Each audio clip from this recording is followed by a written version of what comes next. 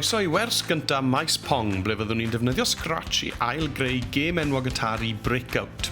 Yn y wers gyntaf, ni'n mynd I greu'r bêl sy'n bownsio o amgylch y sgrin. Fel allwch chi weld, dwi wedi mewn gofnodi Scratch yn barod, ac mwyn dechrau prosiect newydd, dwi'n mynd I top y dudalen a clicio Create. Does dim angen y gath ar gyfer y prosiect yma, felly dwi'n mynd I glicio ar y bin sbwriel I gael gwared arni. Nawr, fi'n mynd I ychwanegu corlyn neu sprite newydd ar gyfer y bêl. Ar waelod y sgrin gallai hofran dros gwyneb y gath, ac mae opsiynau 'da fi. Dwi'n mynd I glicio ar Choose a Sprite er mwyn dewis corlyn o'r llyfrgell. Dwi'n teipio'r gair ball yn y blwch chwilio, a fel welwch chi, mae opsiynau gyda fi, mae sawl gwahanol pêl fan hyn, felly dewiswch unrhyw un ohonyn nhw. Nawr, dyw'r bêl ddim yn mynd I symud ar ben I hunan o gwbl, felly mae angen I ni adeiladu cod ar ei gyfer e. Dwi'n llusgo'r bloc Move 10 Steps o'r ochr chwith I ganol y sgrin. Nawr fe allai I glicio'r plus fan hyn er mwyn gwneud y cod yn fwy. Er mwyn chwarae'r gêm, ni'n clicio ar y faner werdd. Nawr pan I fi'n clicio ar y faner, does dim byd yn digwydd o gwbl, a mae rheswm am hwnna.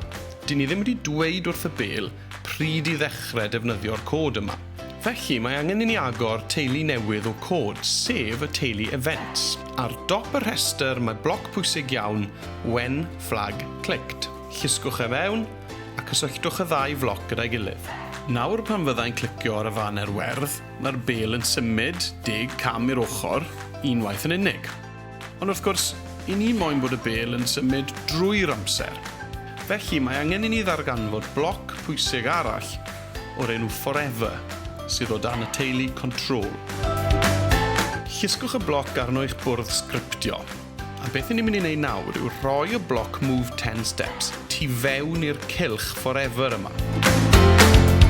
Cysylltwch y when flag is clicked yn ôl, a nawr pan fyddai'n clicio ar y faner werdd, bydd y bêl yn parhau I symud tan bod e'n cyrraedd ochr y sgrin.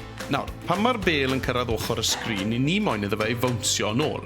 Mae bloc defnyddiol iawn ar gyfer hwn o dan deulu motion o'r enw If on Edge Bounce.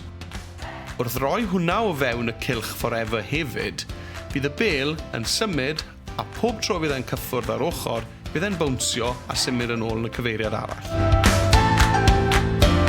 Wrth gwrs, dyw cael pêl sy'n bownsio nôl ymlaen yn llorweddol ddim yn helpu ni. I ni'n moyn bod y bêl yn bownsio o amgylch y sgrin. Felly mae angen I ni osod y cyfeiriad mae'r bêl yn mynd I wynebu. Ar ochr chwith y sgrin o dan y teulu motion, fe ddewch chi o hyd I floc o'r enw Point in Direction. Llusgwch hwnna i'r bwrdd sgriptio. Nawr, dyn ni ddim yn moyn rhoi hwn o fewn y cylch am byth, neu fydd y bêl byth yn gallu newid cyfeiriad. Felly'n hytrach I ni'n rhoi fe ar ddechrau'r cod cyn i'r cylch ddechrau gweithio. Os gliciwch chi ar y rhif 90, mae modd I chi ddewis y gyfeiriad yr hoffech chi'r bêl wynebu ar ddechrau'r gêm.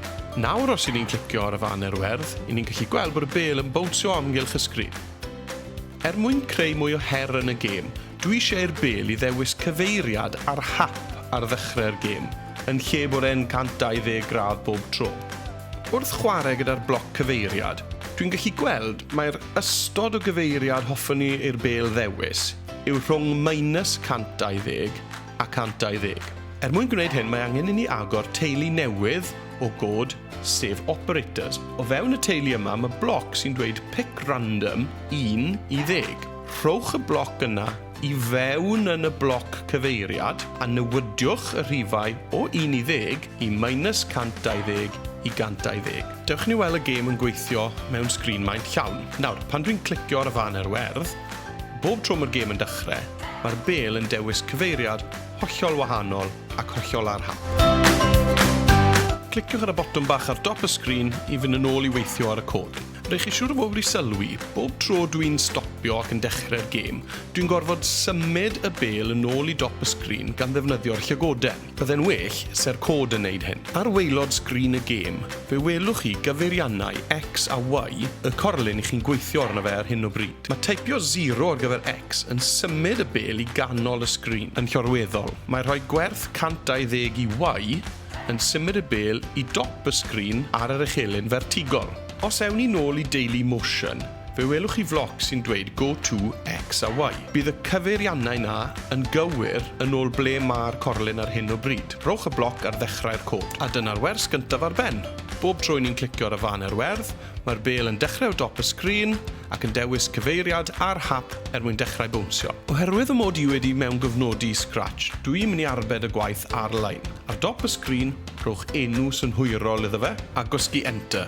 Os nad ych chi eisiau creu cyfrwy Scratch eich hunan, cliciwch ar File a dewis Save to your computer mwyn cadw'r gwaith ar eich cyfrifiadur chi a'i lwytho nôl I Scratch yn y dyfodol. Diolch am wrando, a mlaen â chi I wers 2.